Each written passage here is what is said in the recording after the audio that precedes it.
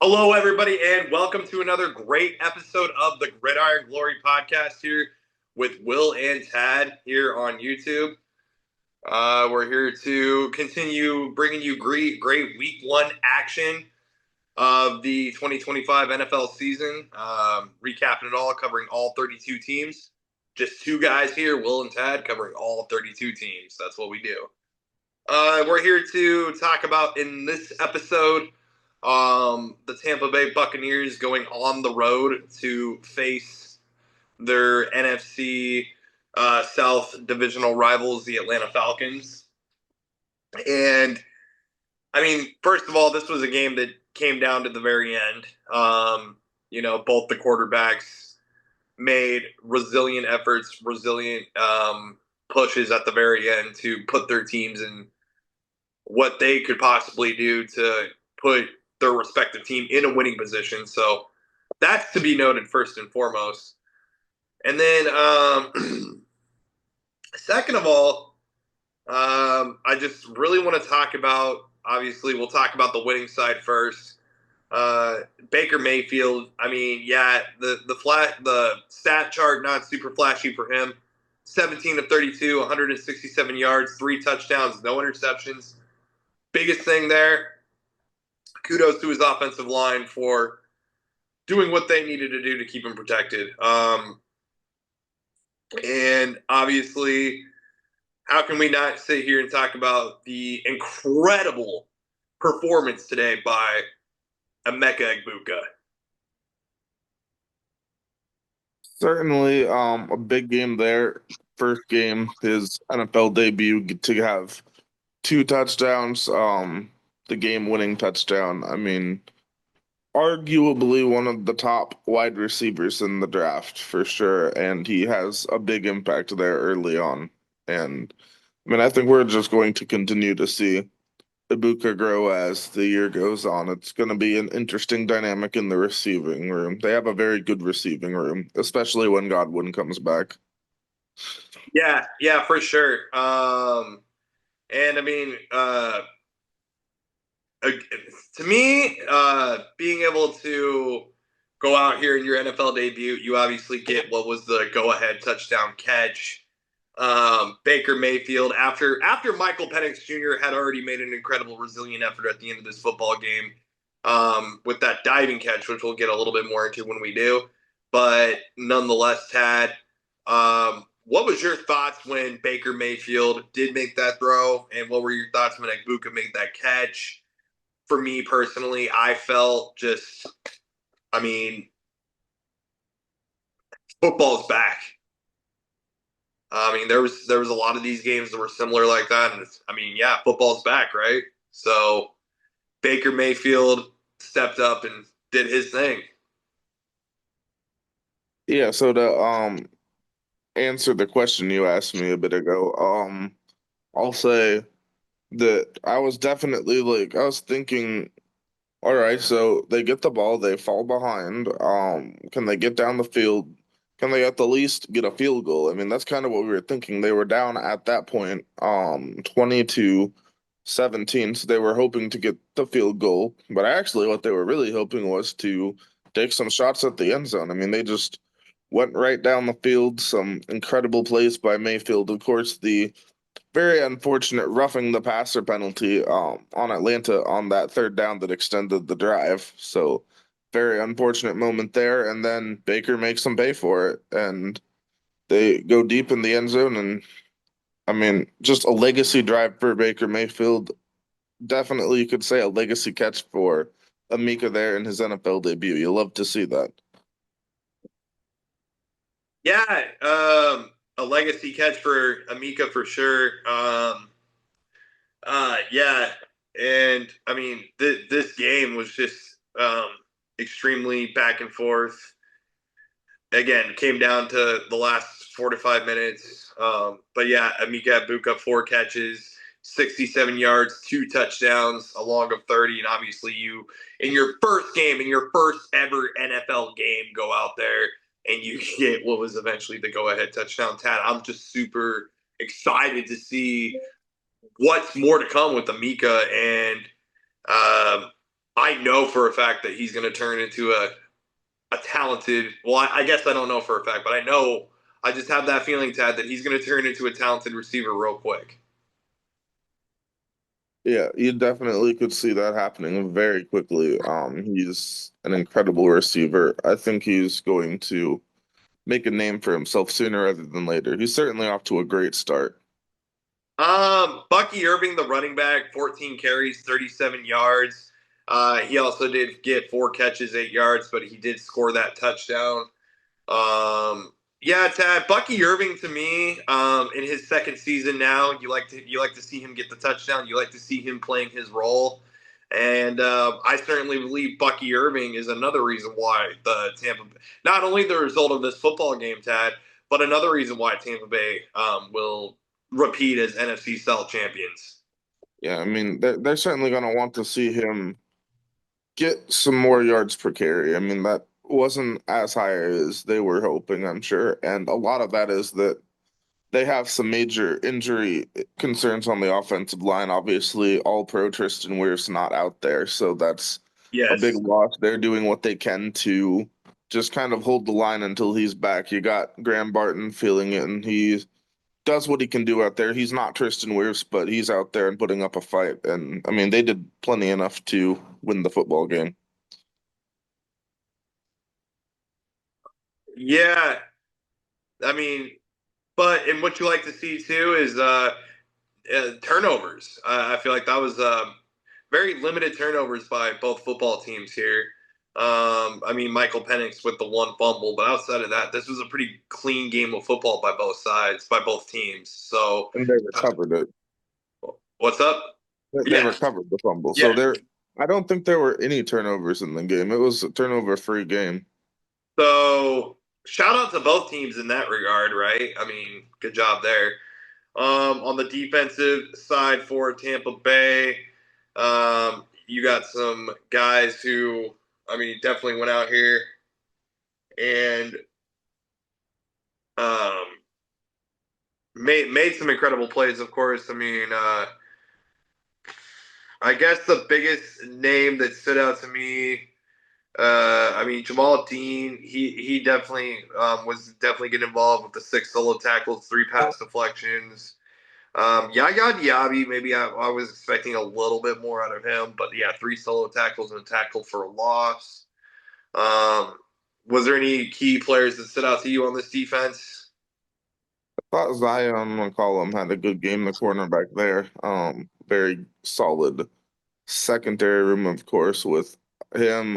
Obviously Antoine Winfield, guys like Jamal Dean, Tyke Smith. This is a strong secondary, and they played like it today. I think this is a good unit. The defense, I mean, they held up when they needed to. They made the plays you have to make.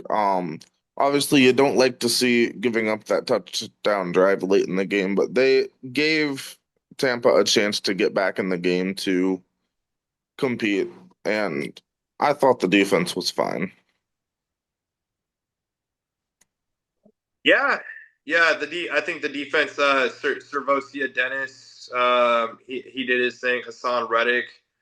Um, Levante David, of course, the seasoned veteran there. He got the most of the snaps, getting 76 snaps there. Um, yeah, so I think the defense all in all did a really good job. Antoine Winfield Jr. Four tackles and a solo. He also had, yeah, he just had four tackles and a solo, and I'm pretty sure he had a big, if I recall correctly, he had a pretty big pass deflection with that one pass deflection that he did attain. So shout out to him. So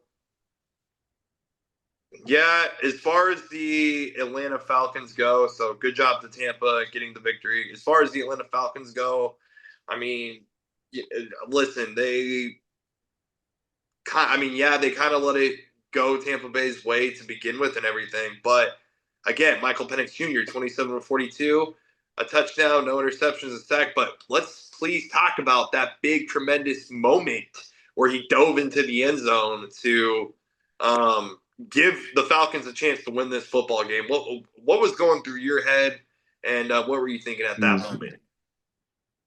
Yeah, I mean that's when this game solidified itself as, in my opinion, it was the game of the early window. I mean, it was the most high intensity game, and when you saw Michael Penix Jr., him going in, he kind of elongated himself to get into the end zone. That was a very nice play. It was proving that he's the kind of guy that can lead his team. That was a leadership style play. Um, you get your team down the field, you get into the end zone when you gotta have it. That was a gotta have it play, and they had it. I mean, I was very impressed with Michael Penix Jr. today. I mean, we've seen some second year quarterbacks here getting going, and I think he's going to be one of the high level second year quarterbacks in the league. I mean, we saw him lead two very clutch drives at the end of the game. Obviously, the first one ending in the touchdown, the second one.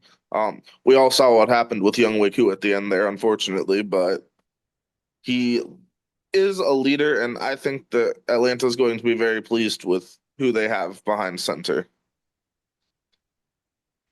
Uh, yeah, Michael Penix Jr.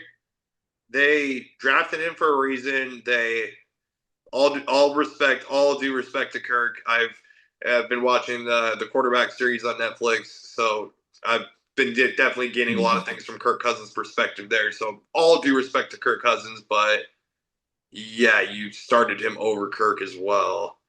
So I mean, they obviously, and that had to have been a tough decision. I mean, so um, they believe in him to the fullest.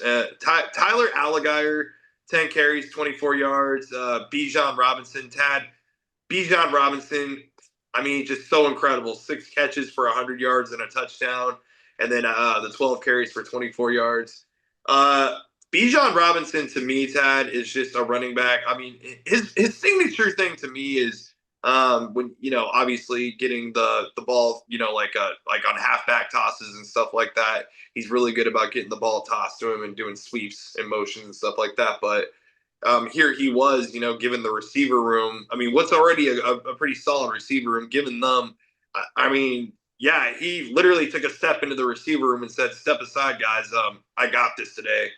I'll go ahead and carry you guys," and he did just that. So I would go ahead and argue that Bijan Robinson is, in my opinion, the best player on this football team. Yeah, I think that's fair. I certainly think that's fair. I see Bijan as a borderline top five running back in the league. I mean, he's I mean, he's right one up of there with like Jonathan Taylor, Derrick Henry, Saquon. I mean, you got Quan and Henry, but then you can start arguing like Mhm. Bijan, Taylor, guys like that. McCaffrey, of course. Yeah, McCaffrey. So probably after Quan, Henry, and McCaffrey, then I can Yeah, start arguing like yeah, Bijan and Jonathan Taylor. with you there. I'm definitely with you there. That's kind of the same way I see that. He's an incredible player. A draft pick they definitely got right, and that's something that you definitely love to see. That you got to see just continuing to get better, and it feels like Atlanta they're trying to do that. Obviously they came one game short last year of the playoffs, and this year they're going to see if they can make a run there. So it's going to be interesting to see. I think Bijan is a good starting point. And we get to see him next week in the primetime lights on Sunday Night Football against your Mm. Vikes, of course. So I'm very excited to see that for sure. Bijan Robinson under the primetime lights. Oh yeah, Yeah, Drake London. Talking about Drake London for a quick second. 8 catches, 55 yards. And obviously there was that catch that we thought he had, but then it got taken away from him in the end yeah, zone. Um, Obviously Drake London, a big part of this receiving room, and you figure that Drake London is that prodigy wide receiver here in Atlanta. That to me, he's the face of the receiver. I mean, yeah, hmm Bijan to me is the face of the team, right? But Drake is the face of the receiving room. And you don't like to see the fact that he suffered a shoulder sprain in the game. That is not something you want to see if you're Atlanta. So he's on a day-to-day basis right now. It looks like at first it was feared that it could have been worse, but it seems that he's going to do what he can to give it a go this week. But he's on a day-to-day questionable basis, so we'll just see. But he is a premier player in the receiver room. I think he's one of the higher level receivers, kind of underrated in that respect. I have a lot of respect for Drake London and what he can bring to a football game. Oh yeah, absolutely. Kyle Pitts, 7 catches for 59 yards. We know Michael Penix said in preseason and everything, talking to his press conferences, this and that, training camp, that was going to be happening a lot. I mean, he was targeted 8 times, but I might have liked to have seen a touchdown out of Kyle Pitts. But the 59 yards, I mean, I'm sure fantasy owners were content with that, perhaps. Um, yeah, looking at the defense real quick. I mean, obviously the defense. There were some playmakers out there that went and made some incredible plays throughout this game. Starting probably with, yeah, I'll go ahead and say, Devon Diablo, six total tackles, a solo, a half sack, and he also had a tackle for loss with a pass deflection and a hit on the quarterback. One of the premier leaders on this Atlanta front seven, Tad. Definitely a strong game there. Just a very interesting game. Obviously, I mean, the defense held for most of the game. You don't like to see that drive at the end that Tampa takes advantage, but this is a very strong defense, I think. I mean, they had a lot of strong effort plays. We know what Jesse Bates is. Jesse Bates is a high level safety, 7 tackles. You want to see perhaps some better coverage out of him, but definitely a high level player in this league. So I don't know. It's a very interesting team. They had some high level plays. They kept Yeah, the game in reach. yeah. Real quick, you mentioned Jesse Bates. Only a 49.4 PFF coverage grade. So you kind of mentioned some coverage and stuff with Jesse Bates. So that is worth noting. The 49.4 PFF grade for his coverage this game. Yeah, like I said, it was very surprising to see him not being like, I mean, it's a tough matchup. Obviously, you got a lot of great Though, receivers like we talked about here, but though on the bright side for him, he did have an 83.2 tackling grade and a 79.4 run defense grade. So he definitely got more involved in that regard, but a lot to be desired in his coverage game. And he'll need to improve that next week for sure against JJ McCarthy. yeah, definitely gonna be just I mean, the receivers that they've seen the first this week and then next week, I mean, going up against guys like Mike Evans, guys like Amika, J Jets, of course. So it's gonna be another challenge for the secondary. Yeah, I mean, yeah, that's probably. I mean, obviously, the way, just like even the way that, like, I mean, we talked about Egbuka and the way that he got that big play, but it's like, okay, that's also on the Falcons secondary too, so they're gonna need to clean some things up for sure. When it comes to the secondary, but the front seven definitely went out there and they did their thing for sure. And I mean, even some of the secondary players, on man coverage and blitzes and stuff definitely did their thing as well. So they just need to Mm. clean that up. I mean, I don't think Atlanta's a bad football team from one game and one loss against their division No. rivals. I'm not sitting here knocking Atlanta. This is the NFL. It's very hard to win. And if they're gonna want to win, they just need to clean those things up. So yeah, as far as that goes, yeah, I've mentioned it quite a few times. Yeah, so if Tampa Bay wins this game 23-20, Michael Penix Jr. he does go and play the Minnesota Vikings next week at Minnesota. So stay Sunday tuned night for that. football. What's up? Sunday night football rematch of the national championship game with JJ versus Penix should be a hype game. That's absolutely right. The Buccaneers, yeah, next week the Buccaneers they're going to be on Monday Night Football for a doubleheader. They go on to play the Texans. So that'll be a very fun game. Baker Mayfield, CJ Stroud. Did you have any other final thoughts or takes on Buccaneers Falcons? Like I said, I just these two are going to meet again, and this Yeah. is going to still be a neck and neck NFC South with these two clubs. Yeah, definitely neck and neck. Every point matters in a game like this. So one thing I will briefly say, you want to see a little more from both of the kickers. I mean, of course, Youngway had the one miss in the clutch, and Chase McLaughlin 1 for 2 field goals, 2 for 3 PATs. Want to see that improve.